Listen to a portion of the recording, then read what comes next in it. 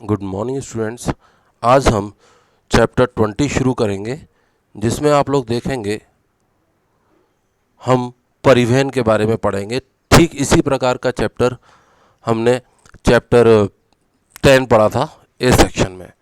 तो परिवहन राष्ट्र की अर्थव्यवस्था की जीवन रेखा होती है, क्योंकि परिवहन के द्वारा ही एक स्थान से दूसरे स्थान पर आवश्यक ज़रूरी वस्तुओं का ट्रांसपोर्टेशन होता है या परिवहन होता है। परिवहन से तात्पर्य यात्री और वस्तुओं को एक स्थान से दूसरे स्थान पर ले जाने से है। परिवहन साधनों के अंतर्गत सड़क, रेल, वायु, नौ परिवहन तथा पाइपलाइन आदि सम्मिलित हैं। परिवहन के साधन, परिवहन के साधनों को हम तीन भागों में बांट सकते हैं। स्थल परिवहन, स्थल परिवहन में तीन आते हैं: सड़क परिवहन, रेल परिवहन, पाइपलाइन। फिर जल परिवहन, जल परिवहन को भी अपन दो भागों में बांट सकते हैं: अंतःस्थलीय यानी जिनमें नदियां, झीलें, तालाब और नहरें आती हैं, और महासागरीय मार्ग जिसमें समुद्रों के द्वारा एक स्थान से दूसरे स्थान पर जाते हैं। फिर अपन बात करें वायु की, तो वायु परिवहन में भी दो प्रकार के आते हैं: राष्ट्रीय और अंतर्राष्ट्रीय।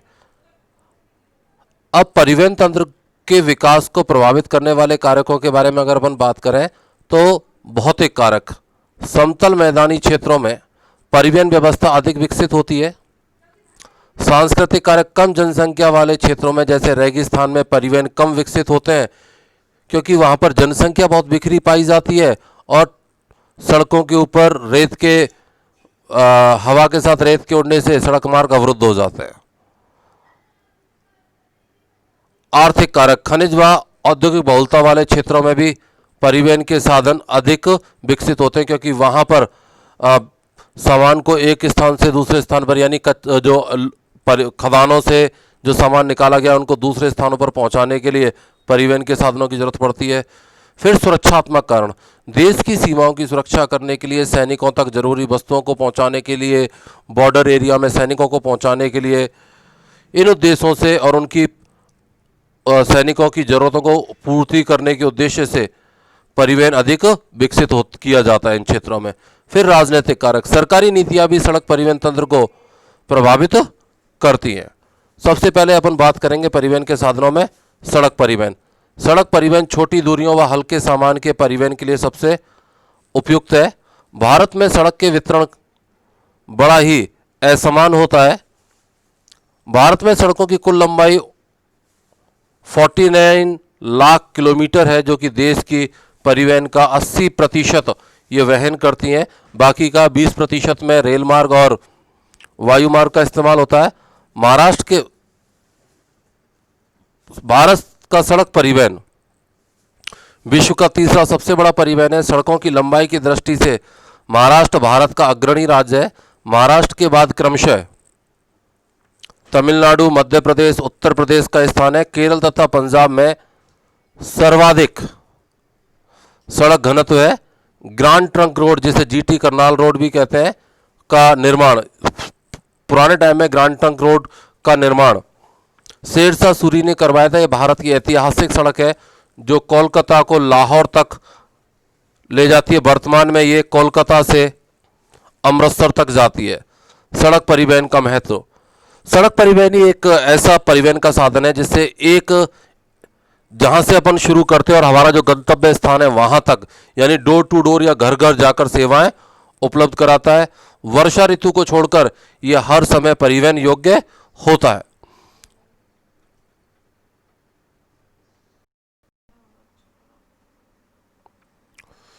तो स्टूडेंट्स, फिर अपन बात करें, थर्ड है छोटी दूरी के लिए ये उपयुक्त परिवहन का साधन है, क्योंकि छोटी दूरी के लिए अपन रेल मार्ग या जल मार्ग का इस्तेमाल नहीं कर सकते। सड़क परिवहन कच्चे माल व तैयार माल व श्रम के संचालन, कृषि व उद्योगों की मदद करता है। विषम धरातल पर भी सड़कें बनाई जा सकती है। ऊबड़ खाबड़ धरातल पर पहाड़ी क्षेत्रों में, पठारी क्षेत्रों में सड़कें बनाई जा सकती है, जबकि दूसरे परिवहन के साधन उन क्षेत्रों में डेवलप नहीं हो पाते। गांव को शहरों से जोड़कर इन्हें देश की मुख्य धारा में शामिल करता है। हर गांव को रेल मार्ग से जोड़ना संभव नहीं है, लेकिन सड़क मार्ग से जोड़ना संभव है, और जिससे कि वो आपस में जुड़कर देश को और गांवों का विकास होता है। सड़क परिवहन पहाड़ी, मरुस्थली, जनजाति व पिछड़े क्षेत्रों को भी जोड़ती है। भारत में सड़कों के प्रकारों की अपन बात करें तो भारत में राष्ट्रीय राजमार्ग जिन्हें एनएच कहते हैं, राज्य महामार्ग जिन्हें स्टेट हाईवे कहते हैं, जिला सड़कें जिन्हें डिस्ट्रिक्ट रोड कहते हैं, ग्रामीण सड़कें जिन्हें विलेज रोड कहते हैं, और पांचवा है सीमावर्ती सड़कें जिन्हें बॉर्डर रोड कहते हैं। आप इसमें देख सकते हैं भारत के मुख्य हाईवेज को। इनको मैं आपको दिखाने की कोशिश करूं या समझाने की कोशिश करूं तो आप लोगों ने देखा होगा स्वर्णिम चतुर्भुज परियोजना।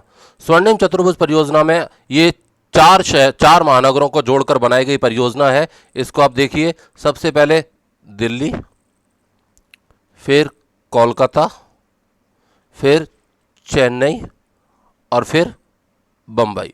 इन चारों शहरों को जोड़कर एक राजमार्ग बनाया गया है जिसे स्वर्णिम चतुर्भुज परियोजना कहा जाता है।